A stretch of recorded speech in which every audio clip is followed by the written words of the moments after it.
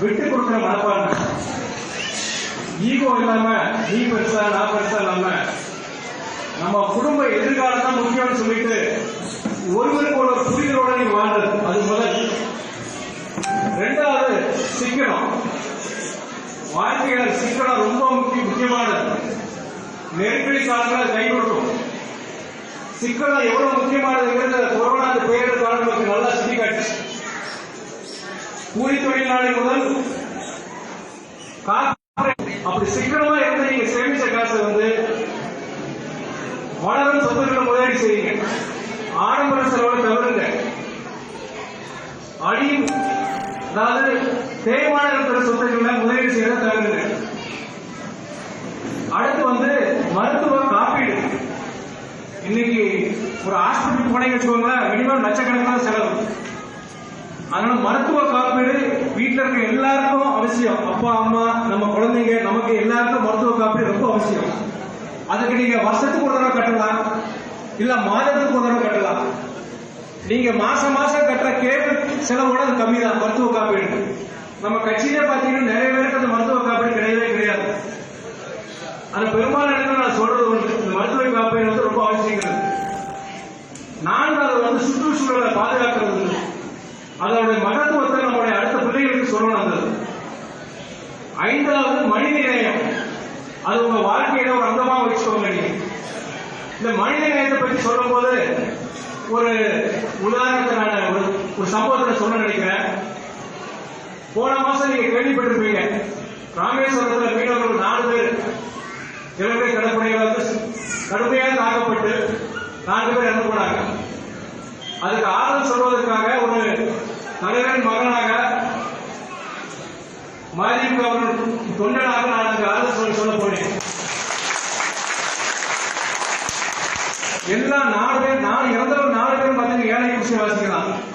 அந்த 4 பேரோட உழைப்பு வச்சுதான் அவங்க வீட்டில் 3 வேளை சாப்பாடு. அந்த அளவுக்கு ஒரு வறுமையில் இருக்கிற குடும்பங்கள் ஒவ்வொரு வீட்டுக்கு போயிட்டு நான் அதுல மிகவும் பரிதாபமானது பாத்தீங்கன்னா சாங்கானி இருக்கிற ஒரு மண்டப கேம்ப் இருக்கிறது அவங்களோட குடும்பம். அவருடைய மனைவி, இளம் மனைவி கையில ஒரு 20 நாள் கை குழந்தை. அவருடைய துக்கத்துல அழுதா. அவர் 2-3 நாள் அவர் இடையோட அழுதுப்பார் நினைக்கிற, தூக்கம் நினைக்கிறார். எந்திக்க கூட உட்கார்ந்த மாதிரியே தலையை குடிஞ்ச மாதிரி இருந்தாப்ல. நான் போய் ஆளுன்னு சொன்னேன், அம்மா முதலமைச்சர் உங்களுக்கு நிவாரண தொகை அறிவிச்சிருக்காங்க, அரசு வேலை உண்டு என்று உறுதி கொடுத்து சொல்லியிருக்காங்க. எதிர்கட்சி தலைவர் திரு மு.க. ஸ்டாலின் அவர்கள் உங்களுக்கு ஒரு நிவாரண தொகை கொடுத்திருக்காங்க. இது தவிர ஏதாவது உதவி வேணுமான்னு கேட்கிறேன். கேட்ட உடனே தலையை நிமிர்ந்து பார்த்து அண்ணா ஐயா சொன்னாங்க, ஐயா நான் கொஞ்சம் வருஷம் முன்னாடி கல்யாணத்துக்கு முன்னாடி என்னுடைய கல்லூரி படிப்பு நான் நிப்பாட்டிக்கிறேன். அது என்னன்னா அந்த சர்டிபிகேட் எனக்கு வேணும். இப்போ என்னுடைய 10th +2 மார்க் சர்டிபிகேட், என்னுடைய டிரான்ஸ்பர் சர்டிபிகேட் எல்லாமே இந்த காலேஜில் மாட்டிக்கிட்டேன்னா அதை நீங்க வாங்கி கொடுக்க முடியுமான்னு கேட்டாங்க. அதுக்கு என்னமா அது சின்ன விஷயம் வாங்கி கொடுத்ததா கண்டிப்பா செஞ்சு கொடுத்தாருன்னு சொன்னாங்க. இல்லையா இல்லைன்னா அது ரொம்ப கஷ்டம் அப்படின்னு சொன்னாங்க. என்னவா அப்படி சொல்றாங்க, உலகமே உங்க பரிதாப நிலையை பார்த்து எல்லாரும் ஒரு உதவி பண்ண நினைக்கிறாங்க. ஆளுங்கட்சி, எதிர்கட்சி, பப்ளிக் எல்லாரும் ஒரு உதவி பண்ண நினைக்கிறாங்க. அதனால கண்டிப்பா அவங்க கொடுத்து வாங்க மாட்டாங்க அப்படின்னு நம்பிக்கை ஊட்டிட்டாங்க. பணியில போன உடனே வண்டியிலே காலையில் போகும்போதே நம்மளுடைய உதவியாளர் பழனி ஊரில் இருக்கிற நம்மளுடைய உதவி நண்பர் அவர்கிட்ட போன் பண்ணி இந்த டீட்டெயில்ஸ் எல்லாம் சொல்லி அந்த கல்லூரியை நீங்க கான்டாக்ட் பண்ணி இந்த பிள்ளையுடைய 10th +2 டிரான்ஸ்பர் சர்டிபிகேட் கொஞ்சம் வாங்கணும் அப்படின்னு சொல்றாங்க. நான் அவர் அந்த கல்லூரி அந்த கல்லூரி பிரின்சிபல் போய் பார்க்கறாங்க. இந்த கோரிக்கையை சொல்றாங்க, இன்னார் கேட்கறாங்க, அதையும் சொல்றாங்க. உடனே அவங்க கல்வி நிர்வாகம் என்ன சொல்றாங்கன்னா, இது உண்மை எப்படின்னு தெரியும்னு சொல்றாங்க. தமிழ்நாடு ஃபுல்லா எல்லாருக்கும் தெரியும் அந்த விவரம். உடனே அந்த செய்தித்தாள்கள் செய்திகள் எல்லாம் எடுத்து காமிக்கிறாங்க. காமிச்ச உடனே சரி அந்த அம்மா வாங்கிட்டு போக சொல்லுங்க சர்டிபிகேட்னு சொல்றாங்க. அங்க வர்ற சூழ்நிலை இல்லைங்க. ஏன்னா 20 நாள் கை குழந்தை விதவை, அவங்க வர முடியாது. நைட் சைடு நீங்க கொடுத்துருக்க, நாங்க போய் கொடுத்துருக்கோம். பிறகு சொல்றாங்க ஃபீஸ் பாக்கி நிறைய இருக்குங்க கொடுக்கணுங்கன்னு சொல்றாங்க. நான் எனக்கு கேள்விப்பட்ட உடனே ரொம்ப ஆத்திரமா வந்தது. அவங்க இல்லாதவங்க கிடையாது. தமிழ்நாட்டு கிட்டத்தட்ட 20 இடங்களில் மருத்துவமனை நடத்திட்டு இருக்காங்க இந்த கல்லூரி. செல்வந்தர்கள் இவங்களாம் எப்படி நினைச்சு மனசு ரொம்ப எனக்கு ஆத்திரமா இருந்தது. நான் உடனே நண்பர்கிட்ட மேற்கொண்டு எனக்கு முறையிட வேண்டாம், நான் கட்டிடுறேங்க, ரூபாய் நான் கொடுத்துறேன்னு சொல்லிட்டு ஃபீஸை கட்டி சர்டிபிகேட் வாங்கிருக்கேன்னு சொன்னேன். அதே மாதிரி ரூபாய் கட்டிட்டாரு. அதுக்கப்புறம் அலைக்கழிப்பு அவர் நேரில் வரணும் அப்படின்னு பிறகு நாங்கள் வக்கீல் கிட்ட ஒரு நோட்டரைஸ் பண்ணி அந்த இதை கொடுத்து போன வாரம் எங்களுக்கு கிடைச்சது. அப்போ அவங்க கிட்ட நிர்வாகத்துக்கு நாங்கள் என்ன சொன்னோன்னா, அவங்க கவர்மெண்ட் வந்து அரசு வேலை வந்து கொடுத்துருக்காங்க, ப்ராமிஸ் பண்ணியிருக்காங்க. இந்த 10th + 2 சர்டிபிகேட் இருந்தாலும் ஒரு கிளரிக்கல் பொசிஷனாச்சும் கிடைக்கும், இல்லாட்டி சத்துணவு கூட மாதிரி எதாவது போட்டுவாங்க, அதெல்லாம் கொஞ்சம் வேகமாக கொடுங்கன்னு தான் நமக்கு கேட்டோம். மறுபடியும் இதை கேட்டிருந்தாங்க. அதுக்கப்புறம் பல அலைக்கழிப்புக்கு அப்புறம் அந்த சர்டிபிகேட் கைக்கு கிடைச்சிருச்சு. நாளைக்கு நான் ராமேஸ்வரம் போய் என் பிள்ளைகிட்ட போய் அந்த சர்டிபிகேட் கொடுக்க போறேன்.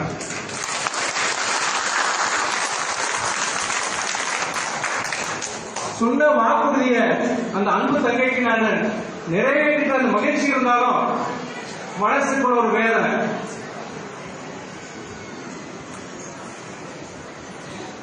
மனிதநேயம் இல்லை. அதனால மனிதநேயம் வந்து முக்கியம். ஜாதி மதம் இதை வச்சு நீங்க அரசியல் எல்லாமே நீங்க ஓட்டு போட எந்த கட்சிக்குள்ள ஓட்டு போடுங்க செய்யுங்க. உங்களுக்கு உங்க பிள்ளைங்களுக்கு நல்லது செய்து ஓட்டு போடுங்க.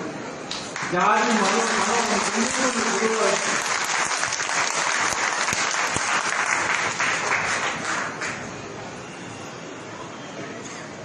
கடைசி நான் சொல்லணும்னு என்னன்னா, முதல்ல நான் அரசியலுக்கு வரணும்னு தீர்மானம் போட்டு அண்ணன் வேணுங்க.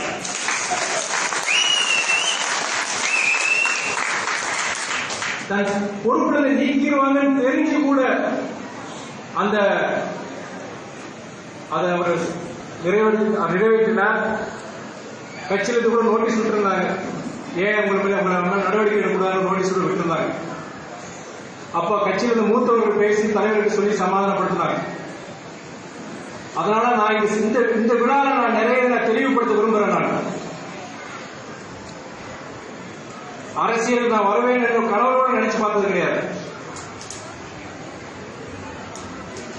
ஒதுங்கியதா இருப்பேன் நான் எப்பயுமே. அதுக்கு அரசியல் வேணாம்னு நினைக்கிறதுக்கு என்ன காரணம் சொன்னீங்கன்னா, உங்களுக்கு பல பேருக்கு தெரியும். எங்க வீட்டுல பார்த்தீங்கன்னா எப்பயுமே ஒரு அசாதாரண சூழ்நிலை தான். நான் பிறந்ததுல இருந்துதான் சிறைவாசம், போராட்டங்கள்.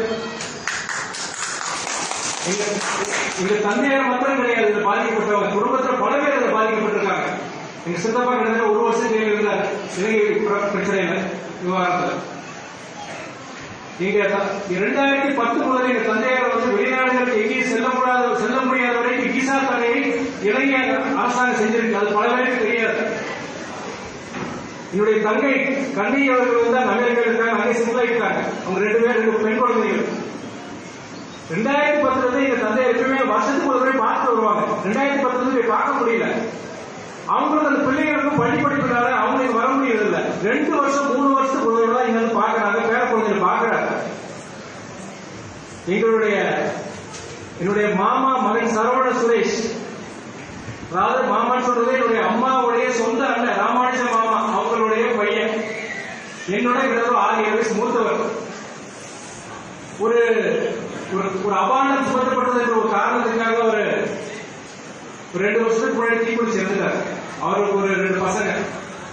இந்த மாதிரி பல புயல் சம்பவம். இதனால எனக்கு பார்த்தீங்கன்னா அரசியல் வந்து எனக்கு ஒரு வெறுப்பு. இன்னொரு இவ்வளவு சங்கடத்துக்கு நமக்கு என்ன அங்கீகாரம் கிடைச்சிருக்கு, அப்பாவுக்கு என்ன அங்கீகாரம் கிடைச்சிருக்கும் போது அது வலிக்கும். அதனால பொதுவாக வந்து சரி நம்ம ஜெனரேஷன் நம்மளாச்சும் நம்ம பிள்ளைங்களாச்சும் அரசியல் தங்கி இப்ப நிம்மதியான வாழ்க்கையை நம்ம வாழணுங்கிறது கிட்டத்தட்ட ஒரு 15-20 வருஷம் முன்னாடியே நான் அதை வச்சிருந்த மனசுல. வீட்டுல நாங்க சரி எங்க அம்மா என் தங்கைகள் 2 பேர் நாங்க எப்பயுமே வந்து அப்பாவுக்கு எங்கெல்லாம் ஒரு சின்ன ஒரு குந்தவம் கூட வந்துடக்கூடாது ரொம்ப எச்சரிக்கையா இருப்பாங்க.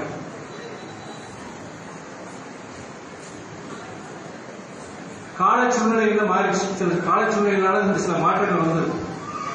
2019ஆம் ஆண்டு தலைவருக்கு உடல்நலம் சரியின்றி சென்னை ராமச்சந்திரா மருத்துவமனையில் அனுமதிக்கப்பட்டார். அப்போவே நான் வெளிநாட்டில் இருந்தேன், கேள்விப்பட்டு பிறகு நான் வந்த பிறகு அவரை பார்த்து பேசும்போது ரொம்ப மனவேதனை இருந்தார். அவர் உடல்நிலை நினைச்ச வேதனைப்படல. அவர் சொன்னதெல்லாம் இப்போ அப்படியே உங்கள்கிட்ட சொல்றேன்.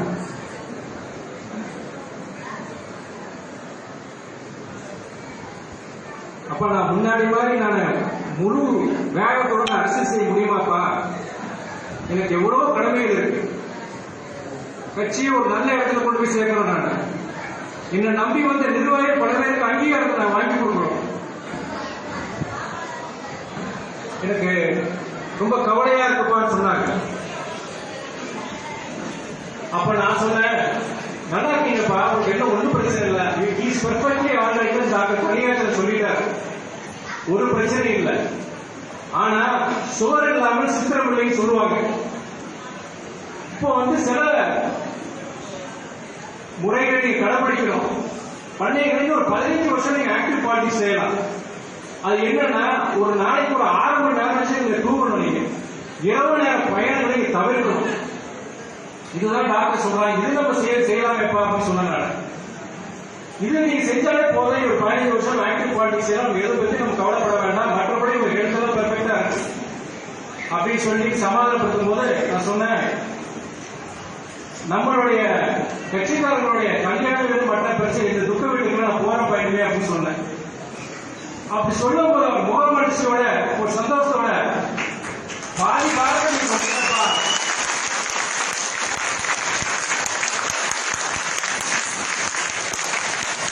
என்னுடைய பாதி பாரத்தை நீ குறைச்சிருப்பா அப்படின்னு சொல்லிட்டு அவர் சந்தோஷம் அடைஞ்சதை பார்த்து எனக்கு ரொம்ப சந்தோஷம். இப்படிதான் ஆரம்பிச்சது என்னுடைய இந்த பயணம். கழக தோழர்களின் நிகழ்ச்சியில் கலந்து கொள்கிற இந்த பயணம் இப்படிதான் ஆரம்பிச்சது. இந்த 1.5 வருஷமா நான் நிறைய போயிட்டு நிகழ்ச்சிகள் போயிட்டு இருக்கேன். ஆனா அதை பார்த்து சில பேர் சில பத்திரிகைகள் அதை கொச்சைப்படுத்தி ஏதோ எனக்கு ஒரு அரசியல் பதவி ஆசை இருக்கிற மாதிரி, தலைவருக்கும் அதுல ஒப்புதல் இருக்கிற மாதிரியும் திட்டமிட்டு செயல்படுற மாதிரி கொச்சைப்படுத்தி தலைவர் மனசை ரொம்ப அது பாதிச்சதை நடுவுடைய போக வேண்டாம்னு சொன்னாங்க. அப்ப நீங்க சொல்லிடுறப்ப அந்த தேதி கொடுத்துருக்கப்பா, நானு இல்லைன்னா சொல்லியிருக்க மாட்டேன், அவங்க எல்லாமே பத்திரிகைகளை அடிச்சிட்டாங்கப்பா அப்படின்னு சொல்லி தலைவர்கள் வருத்தப்படுத்த கூட உண்டு.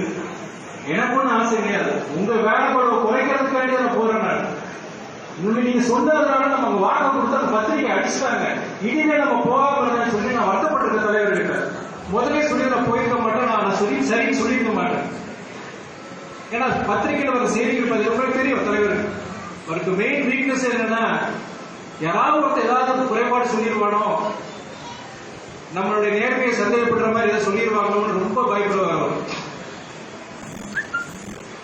தலைவரை பத்தி நீங்க சொல்லணும்னா உங்களுக்கே தெரியும், 2 முறை மத்திய அமைச்சர் பதவி ஒரு வேண்டாம்னு சொல்லி கூட சகாயங்களை கொடுத்து அழகு பார்த்தார்.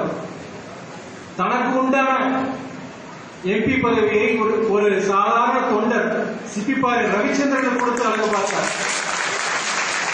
பதவி பொறுப்புகள் அப்பாற்பட்டவர்கள் உங்களுக்கு தெரியும், தமிழ்நாடு ஜனங்களுக்கு எல்லாருக்கும் தெரியும்.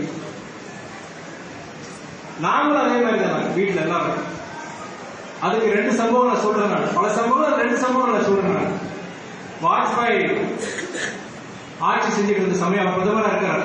நான் டெல்லிக்கு இப்ப விடுமுறைக்கு சென்றிருக்கேன். காலையில அப்பா வேகமா கிளம்பிட்டு இருக்காங்க. அப்ப பாண்டியன் உதவியாளர் அப்போ இல்ல, அப்ப எங்க வெளியே போயிருந்தாரு நினைக்கிறேன். அப்ப பாண்டியன் இல்ல, நீ கூட வா அப்படின்னு சொல்லிட்டு நான் அவர் வீட்டு பேசிட்டு அப்புறம் அப்படியே நான் அவர் கூட வண்டியில போறேன். நான் எங்க போறேன் எனக்கு தெரியாது. ஒரு பெரிய அரண்மனை மாதிரி ஒரு உலகத்துக்குள்ள போறோம். போன உடனே அங்க முன்னாடியே ஒரு அனந்த்குமார் சொல்லிட்டு மினிஸ்டர் ஃபார் சிவில் ஏவியேஷன் விமான போக்குவரத்து துறை அமைச்சர், அது முன்னாடி தலைவர் வர்றான்னு சொல்லி முன்னாடி இருந்து காத்து அவ்வளவு மரியாதை தலைவர் இருக்காங்க. சரி எப்படியும் டெல்லியில போட்டீங்கன்னா காங்கிரஸ் இருக்கட்டும் பாஜக இருக்கட்டும் எந்த கட்சியா இருக்கட்டும் தலைவருக்கு அவ்வளவு மரியாதை. வெளியில இருந்து காத்து உள்ள கூப்பிட்டு போறாரு. 2 பேரும் கூட்டு போய் நீங்க உட்கார வச்சுட்டு தலைவரை அறிமுகப்படுத்திக்கிறார். இதுதான் பையன் துரை அப்படின்னு சொல்லிட்டு உட்கார வச்ச உடனே டக்குனு சொல்றாரு, நீங்க என்ன படிச்சிருக்கீங்க இதை பத்தி கேட்கிறேன். நான் சொல்றேன், நான் இந்த மாதிரி எம்பிஏ முடிச்சிருக்கேன், ஒரு சாஃப்ட்வேர் கம்பெனில நான் அட்மினிஸ்ட்ரேஷனை பாத்துக்கிறேன் அப்படின்னு. இங்க இருக்கீங்களா? அமெரிக்கா இருக்காரு. அமெரிக்கா போறது இல்லைங்க, பட் இங்க தான் மேக்ஸிமம் இங்க இந்தியாவில தான் இருக்கிற, சென்னையில தான் இருக்குன்னு சொன்னார். உடனே அவர் என்ன சொன்னார்னா, தலைவரை பார்த்து அவரை ஏர் இந்தியா போர்ட் ஆஃப் டைரக்டர்ஸ்ல போட்டுடலாமே அப்படின்னு சொல்றாரு. எனக்கு ஷாக் ஆயிடுச்சு, திகைத்து விட்டு. உடனே தலைவர் சிரிச்சுக்கிட்டு, நான் என் மகன் துரைக்காக வரல, எனக்கோ என் குடும்பத்துக்கோ ஒரு தனிநபருக்கோ எந்த பரிந்துரைக்கும் எந்த அரசாங்க கதவை நான் தட்டியது இது வரைக்கும். நான் வந்தது மதுரை விமான நிலையத்துக்கு ஒரு பரிந்துரை என்று சொன்னார். உடனே மந்திரி விடல, அது என்ன படி எப்படி சொல்லிட்டீங்க? He's got all the qualifications.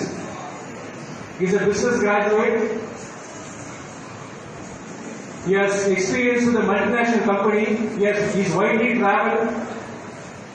He needs people like him. இவரை போன்றவர்கள் எங்களுக்கு வேண்டும் என்று மந்திரி சொல்கிறார். அப்போ தலைவர்களுக்கு நீங்க தயவு செய்து இந்த இடமே இல்லை, நான் வந்த விஷயத்துக்கு வாங்க பேச்சு ஒரு முற்றுப்புள்ளி வைக்கிறார். இது ஒரு உதாரணம். ரெண்டாவது பாத்தீங்கன்னா ஒரு 7 வருஷத்துக்கு முன்னாடி பாத்தீங்கன்னா வீட்டுக்கு ஒரு பெரிய தமிழ்நாட்டினுடைய மிகப்பெரிய தொழிலதிபர், அவருக்கு உங்களுக்கு எல்லாருக்கும் தெரிஞ்சிருக்கும், நான் அவர் பேரை சொல்ல விரும்பல. அவர் வந்துட்டு அப்பா பாக்குறதுக்கு, அப்பா வர்றது கொஞ்சம் காலதாமம், அதனால அவர் உட்கார வச்சு நான் பேசிட்டு இருக்கேன், உரையாடிட்டு இருக்கேன். அப்போ அவர் கேட்கிறாரு, தம்பி நீங்க என்ன பண்றீங்க? நான் சொல்றேன், இந்த மாதிரி நான் ஒரு சாஃப்ட்வேர் கம்பெனியில் ஒர்க் பண்ணிட்டு இருந்தேன், அதுக்கப்புறம் ரிசைன் பண்ணிட்டு ஐடிசி டிஸ்ட்ரிபியூட்டரா இருக்கேன்னு சொல்றேன். ஐடிசி டிஸ்ட்ரிபியூட்டர் அப்ப நீங்க தமிழ்நாடு ஃபுல்லா கேட்கறாங்க.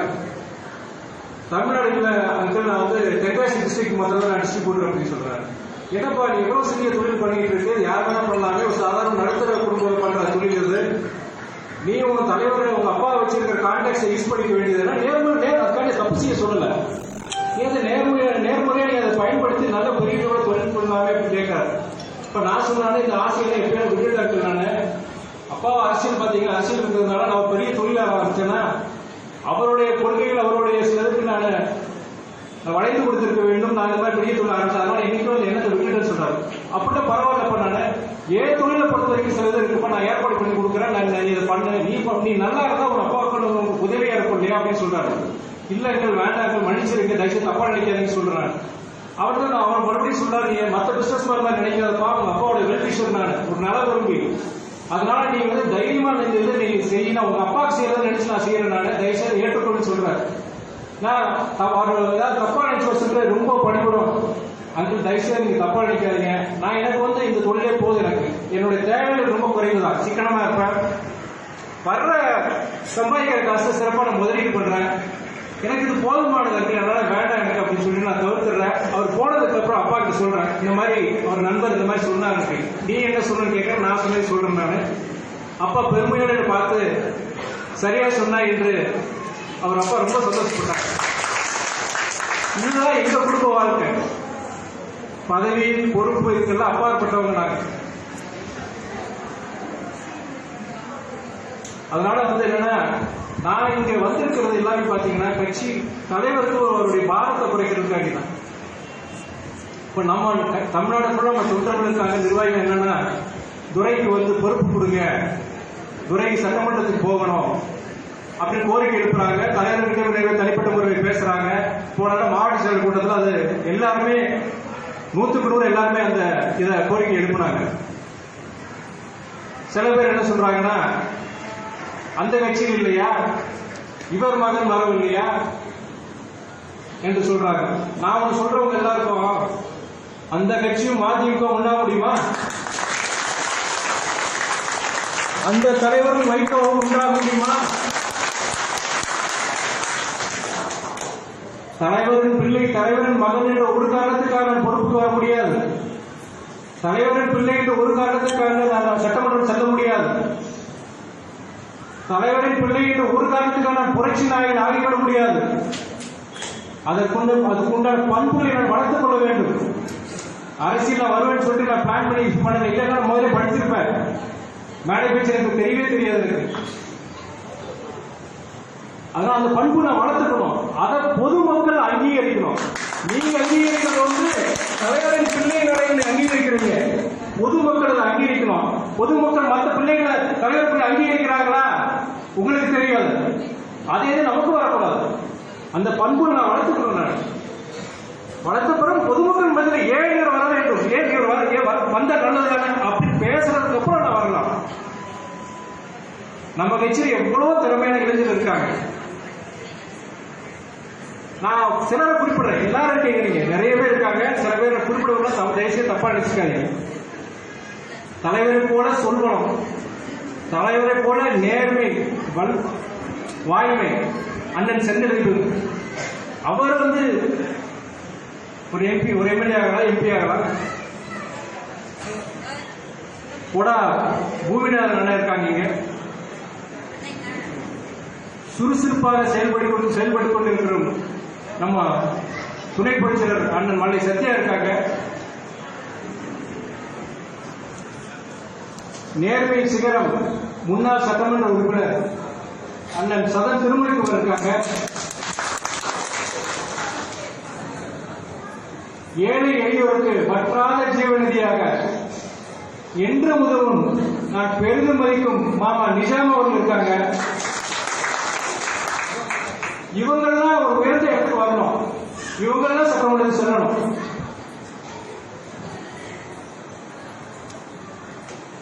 அதுதான் என்னுடைய ஆசை. தந்தைக்கு மகனாக இது வரைக்கும் நான் உதவி செஞ்சுட்டு இருந்தேன். இந்த கூட்டத்தில் அன்னைக்கு சொல்றேன், நான் ஒரு உறுதி அளிக்கிறேன், இனி ஒரு நல்ல தலைவருக்கு ஒரு தொண்டனாக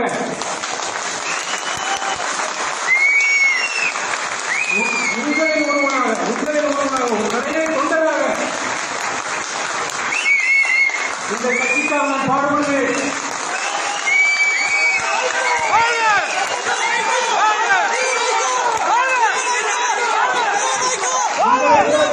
ஒரு அரணாக இருப்பேன்.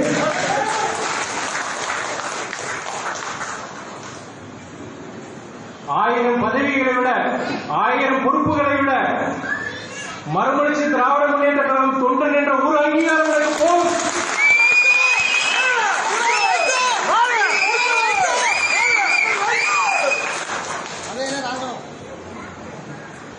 என்று ரொம்ப நேரம் பேசிட்டேன். மத்தியான சாப்பாடு நேரம் ஆயிடுச்சு.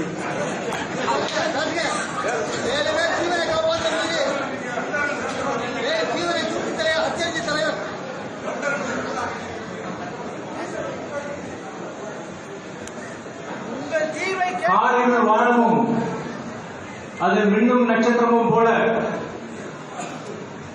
ஆழ்கடலும் அலைகளும் போல, உயர்ந்த மனிதன் வைகோவும் மாசற்ற தொண்டன் மறுமலர்ச்சி திராவிட முன்னேற்ற தொண்டனை போல மணமக்கள் பல்லாண்டு வாழ்க வாழ்க வாழ்த்தி வருகிறேன். நன்றி, வணக்கம்.